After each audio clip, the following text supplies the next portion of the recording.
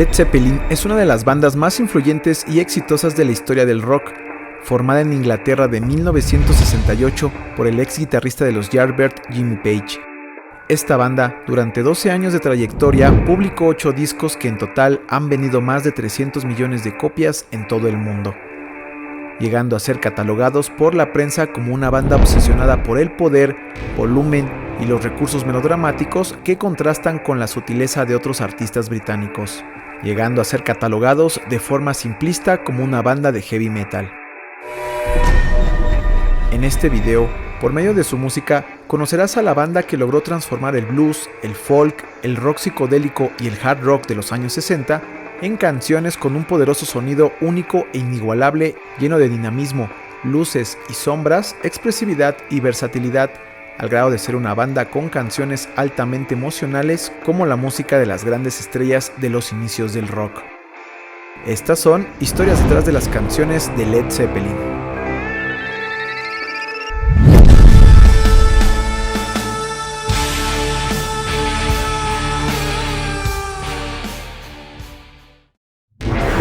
Número 8. Misty Mountain Hop.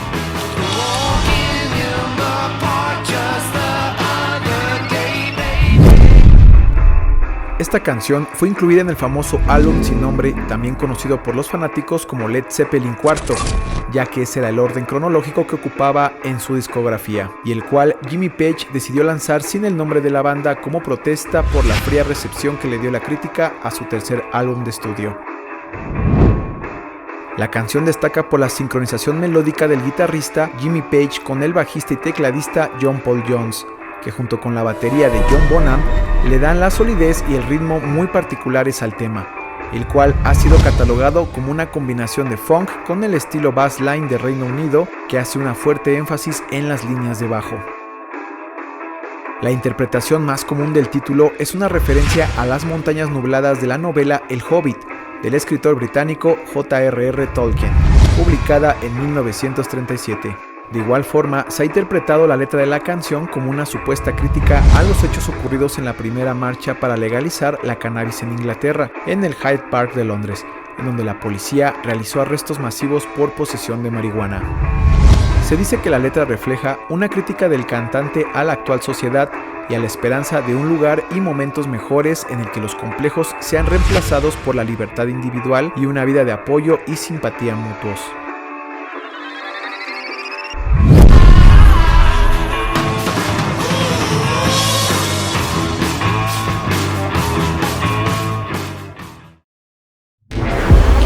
Número 7. When the Levee Breaks.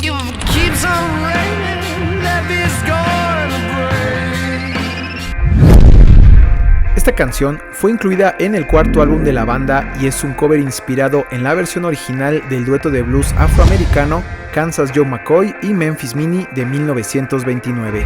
La canción habla de las consecuencias que sufrió la comunidad afroamericana que vivía en la parte baja del río Mississippi, cuando este se desbordó en 1927, como consecuencia de las intensas lluvias que se acumularon durante ese año. La gran inundación del río Mississippi es considerada una de las inundaciones más destructivas de la historia de Estados Unidos y que obligó a la comunidad afroamericana a desplazarse hacia las zonas oeste y noroeste del país. El cover de Led Zeppelin transforma la alegre versión de blues en una canción más lenta y oscura que inicia con un sonido de batería único, al utilizar un par de micrófonos dinámicos colgados en el tercer piso de una escalera sobre la batería, y posteriormente mezclarlos para obtener un efecto de eco y resonancia únicos. De igual forma, la armónica y guitarra fueron mezcladas para obtener un efecto de eco invertido, además de ser ralentizadas para generar un efecto más fangoso. Esta complejidad técnica dificultaba bastante tocar la canción en vivo, por lo que solo la interpretaron un par de veces en sus primeras giras, y no fue sino hasta el Rock and Roll Hall of Fame de 1995 que la volvieron a tocar en vivo.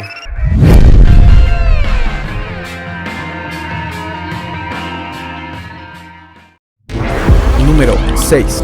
Rock and Roll.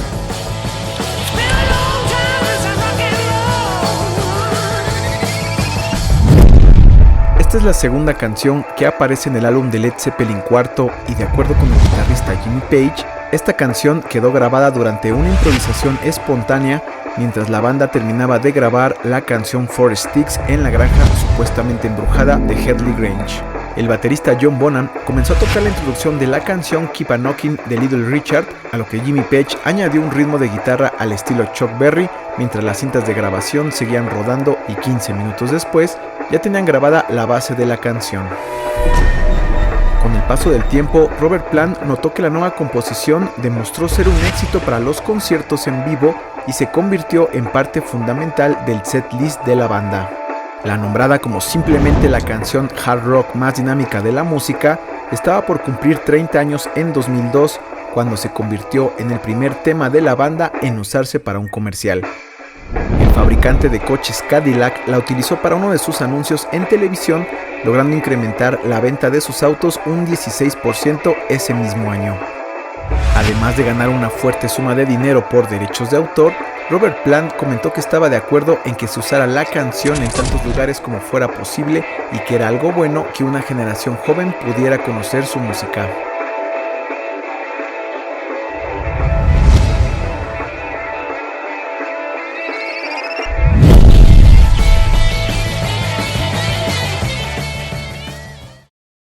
Número 5.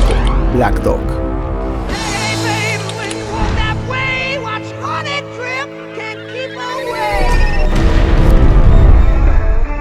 Esta canción fue el primer sencillo del cuarto álbum de la banda, grabados en los años 70, y rápidamente ocupó los primeros lugares en las listas americanas, al igual que se convirtió en una de las canciones más populares de la agrupación.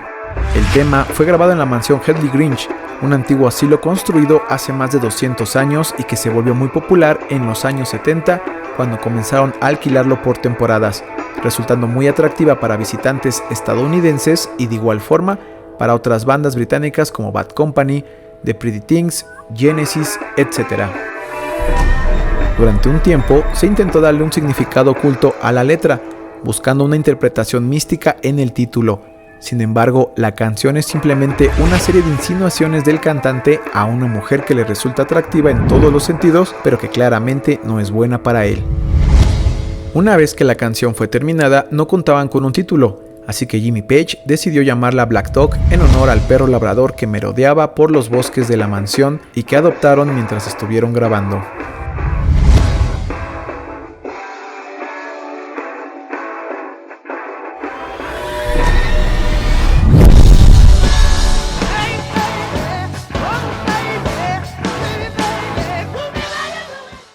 Número 4. Kashmir.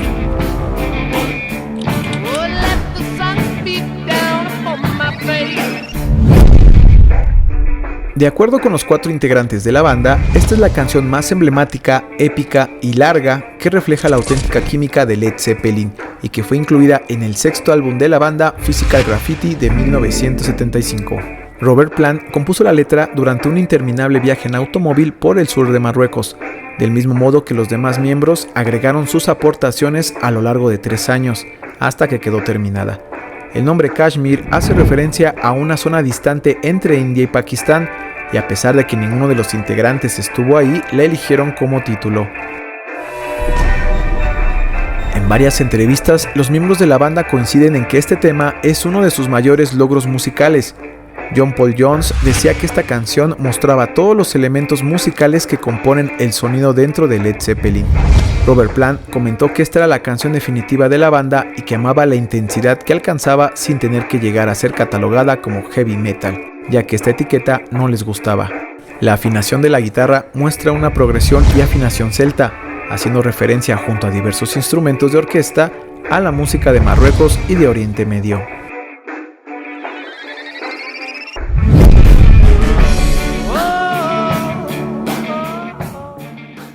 Número 3. Immigrant Song.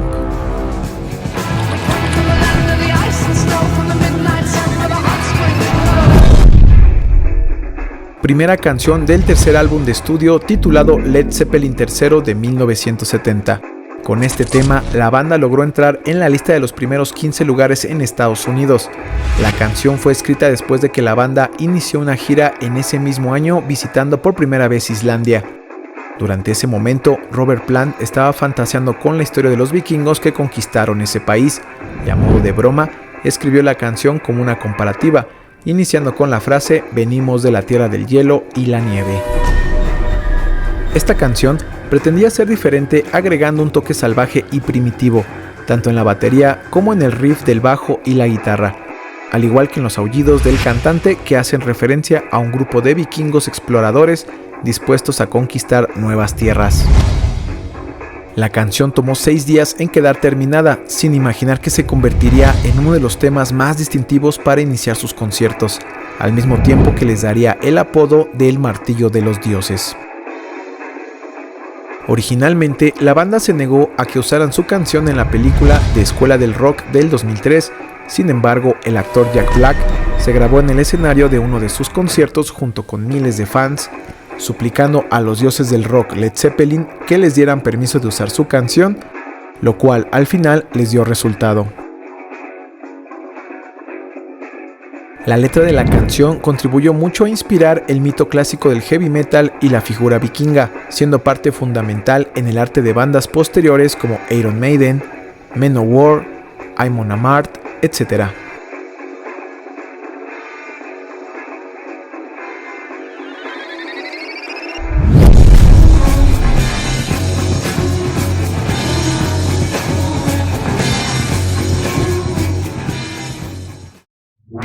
Número 2. Whole Lotta Love.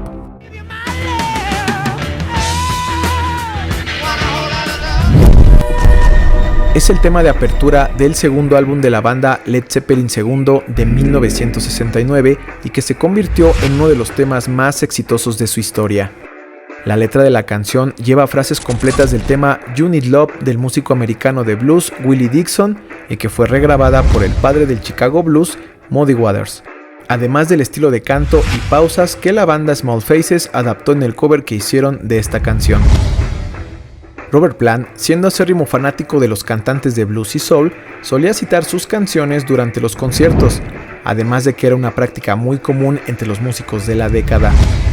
Sin embargo, la hija de Dixon escuchó el tema de Led Zeppelin en la radio y después de avisarle a su padre, este llevó a la banda a enfrentar una demanda en 1985, donde finalmente se resolvió a favor de Dixon con un pago y el crédito en posteriores lanzamientos.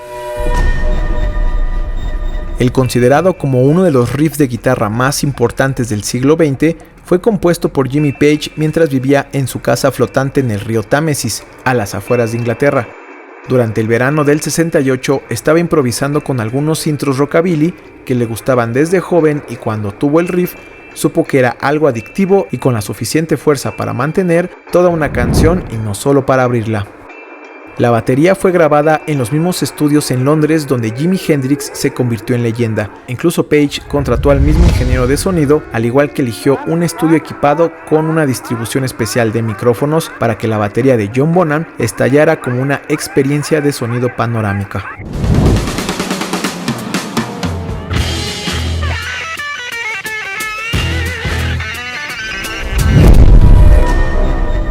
En una entrevista, Robert Plant aseguró que el riff de Jimmy Page ya estaba listo y le gustaba a todos en la banda, pero él no sabía qué podía cantar y en ese momento, después de platicarlo mucho, tomó la decisión de usar parte de la letra de Dixon porque quedaría perfecta.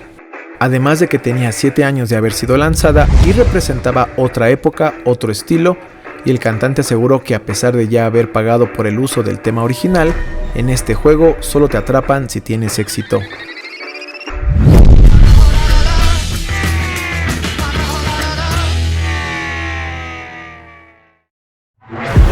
Número 1. Starway to Heaven.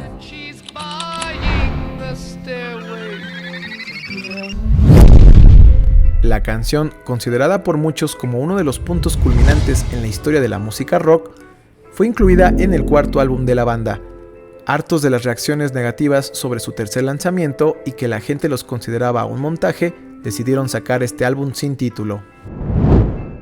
De acuerdo con Jimmy Page, la estructura musical le tomó casi un año en quedar lista, iniciando en 1970 con la grabación de su tercer álbum en la cabaña semi-abandonada de la familia de Robert Plant y hasta la grabación del cuarto álbum en la mansión estilo victoriano de Headley Grange. Se dice que la primera vez que la tocaron en vivo en 1971, el público no quedó impresionado, ya que esperaban escuchar temas más populares de la banda. Incluso Robert Plant se cuestionó el seguir usando la canción más adelante. Sin embargo, en 3 años, pasó de ser una gran canción a convertirse en el himno distintivo de la banda. Tanto fue el éxito que tuvo durante un tiempo que las tiendas de música colocaban letreros prohibiendo tocar Stairway to Heaven para probar sus instrumentos.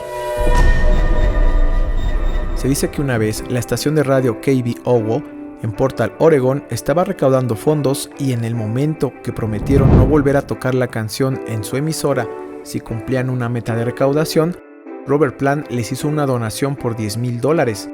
Y es que en 1975, Robert Plant confesó que ya empezaba a cansarse de la canción. Decía, hay un número limitado de veces que puedes cantarla en serio, ya después solo se convierte en un sentido moralista falso. La letra de Stairway to Heaven fue escrita por Robert Plant inspirándose en el libro de Lewis Spence, Magic Arts in Celtic Britain. Sin embargo, esta fue acusada de tener mensajes satanistas cuando se reproducía al revés, a lo que Robert Plant comentó en una entrevista que ellos estaban tan orgullosos de su canción y su mensaje tan profundo que la sola idea de imaginar mensajes subliminales les parecía algo sucio, algo muy estadounidense y que en ningún otro lugar del mundo se habían preocupado tanto por buscar este tipo de mensajes dentro de ella. Sin embargo, se sabía que parte de la letra de la canción fue compuesta en la mansión que el guitarrista Jimmy Page le habría comprado al ocultista Aleister Crowley, de quien se sabía practicaba la magia negra y organizaba rituales, orgías y consumo de drogas. Los rumores del satanismo alrededor de la banda cobraron más fuerza cuando sus integrantes empezaron a vivir diferentes tragedias, iniciando por el accidente de automóvil que sufrió Robert Plant ese mismo año y que lo dejó un tiempo en silla de ruedas. 2 años después, Robert Plant sufriría la muerte de su hijo Karak Pendra por una extraña infección estomacal, y finalmente el fallecimiento por un coma etílico del baterista John Bonham terminaría con la separación de la banda en 1980.